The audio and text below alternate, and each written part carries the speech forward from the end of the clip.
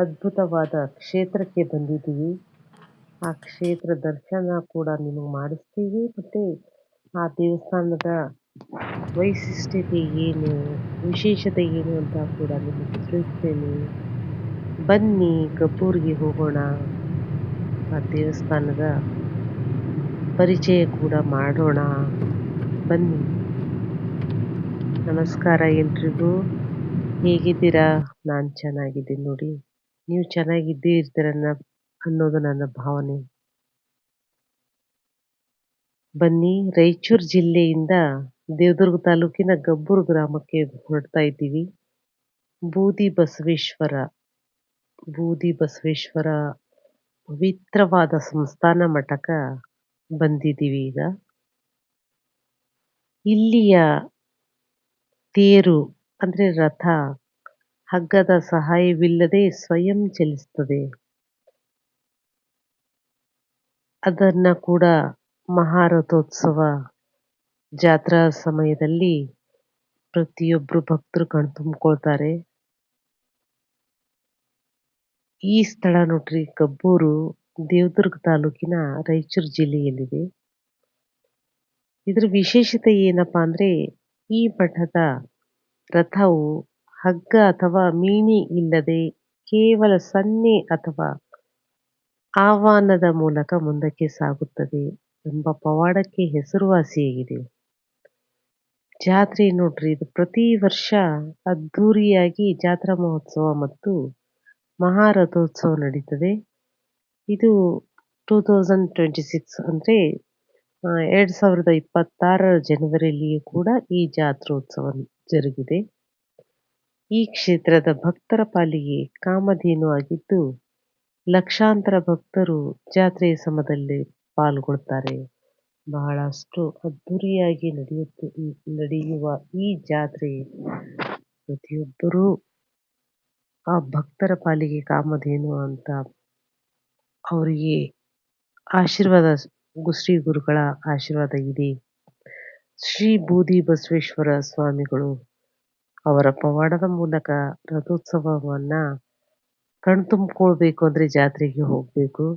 ನಾವು ಜಾತ್ರೆ ಸಮಯದಲ್ಲಿ ದರ್ಶನ ಮಾಡಕ್ಕೆ ಹೋಗಿಲ್ಲ. ನಾವು ಹಿಂಗೆ ಕೇಳ್ಕೊಂಡು ದರ್ಶನ ಮಾಡೋಕೆ ಬಂದಿದ್ವಿ. ನಾವು, ನಮ್ಮ ಮೈದ್ನವರು, ನನ್ನ ಮಕ್ಕಳು, ನಮ್ಮ ತಂಗಿ ಎಲ್ಲ ಸೇರ್ಕೊಂಡು ಬಂದಿದ್ದೀವಿ. ದರ್ಶನ ಮಾಡ್ಕೊಂಡಿವಿ. ಬನ್ನಿ, ನೀವು ಕೂಡ ದರ್ಶನ ಮಾಡಿ. ನೋಡಿ, ಮಠ ಎಷ್ಟೊಂದು ವಿಶಾಲವಾಗಿದೆ. ಅವರ ಗದ್ದುಗೆಯನ್ನ ಇಡೀ ದೇವಸ್ಥಾನ ಮಾಡಿದ್ದಾರೆ ಇಲ್ಲಿ.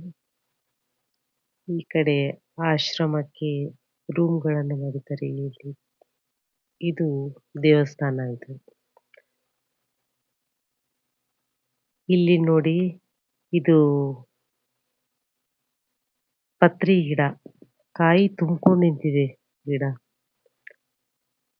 ಫುಲ್ ದೊಡ್ಡ ಅಂಗಳದಲ್ಲಿ ಸಾಕಷ್ಟು ಗಿಡಗಳಿದಾವೆ.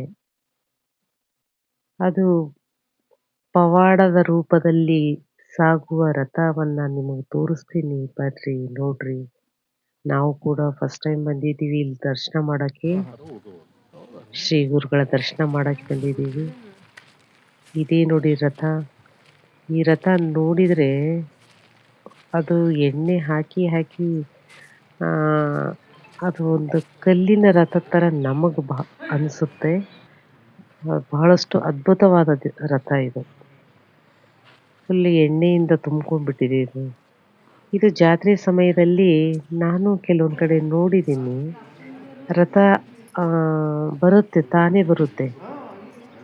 ಶಿವಾಚಾರ್ಯ ಗುರುಗಳು ಅವರು ಆಹ್ವಾನ ಮಾಡ್ತಾರೆ, ಕರೀತಾರೆ. ಕೈ ಮಾಡಿ ಕರೆದ್ರೆ ಸಾಕು, ತಾನೇ ಬಂದ್ಬಿಡುತ್ತೆ ಅದು.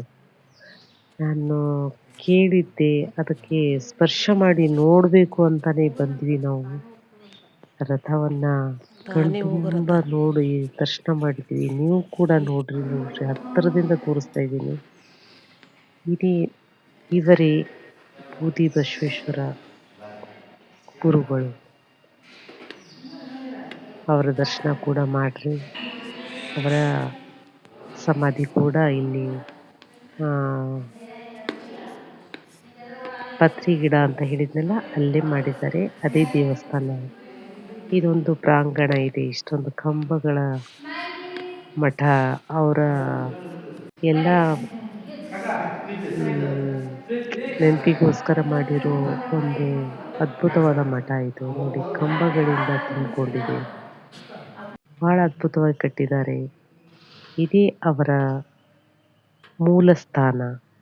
ಶ್ರೀ ಗುರುಗಳು ಬೂದಿ ಬಸವೇಶ್ವರರು ಅನೇಕ ಪವಾಡಗಳನ್ನ ಮಾಡಿದ್ದಾರೆ, ಮಾಡ್ತಾನೆ ಇದ್ದಾರೆ ಇನ್ನು. ಅದ್ಭುತವಾದ ದೇವಸ್ಥಾನ. ಬನ್ನಿ ಒಂದ್ಸಲ ನೋಡಿ ದರ್ಶನ ಮಾಡಿ. ಯಾರು ನನ್ನ ಚಾನಲ್ನ ಫಸ್ಟ್ ಟೈಮ್ ನೋಡ್ತಾ ಇದ್ದೀರಾ, ಸಬ್ಸ್ಕ್ರೈಬ್ ಮಾಡ್ಕೊಂಡು ನೋಡ್ರಿ. ಒಳ್ಳೊಳ್ಳೆ ವಿಡಿಯೋಗಳಿಗಾಗಿ ಪಕ್ಕದಲ್ಲಿರುವ ಬೆಲ್ ಐಕಾನ್ನ ಪ್ರೆಸ್ ಮಾಡಿ, ಆಲ್ ಅಂತ. ನಾ ಹಾಕೋ ಒಳ್ಳೆ ವಿಡಿಯೋಗಳು ನಿಮಗೆ ಮೊದಲು ಬಂದು ತಲುಪ್ತವೆ. ಅದ್ಭುತವಾದ ಈ ದೇವಸ್ಥಾನವನ್ನ ನೀವು ಕೂಡ ನೋಡಬೇಕು ಅಂತಂದ್ರೆ ಗಬ್ಬೂರಿನಲ್ಲಿರೋ ಈ ದೇವಸ್ಥಾನ ದೇವದುರ್ಗ ತಾಲೂಕಿನ ರಾಯಚೂರು ಜಿಲ್ಲೆಯಲ್ಲಿದೆ. ನೋಡಿ ತುಂಬಾ ದೊಡ್ಡದಾಗಿರೋ ಪ್ರಾಂಗಣ ಇದು. ಅದ್ಭುತವಾದ ದೇವಸ್ಥಾನ. ಸತ್ಯಗಳು ಇನ್ನೂ ನಡೀತಾನೆ ಇದ್ದಾವೆ, ನಡೆದಿವೆ, ನಡೀತಾನೆ ಇದ್ದಾವೆ. ದರ್ಶನ ಮಾಡ್ಕೊಂಡು ನಾವು ಮತ್ತೆ ರಿಟರ್ನ್ ನಮ್ಮೂರ ಕಡೆ ಬರ್ತಾ ಇದ್ವಿ. ಧನ್ಯವಾದಗಳು ಎಲ್ರಿಗೂ ನೋಡಿದ್ದಕ್ಕೆ. Thank you so much.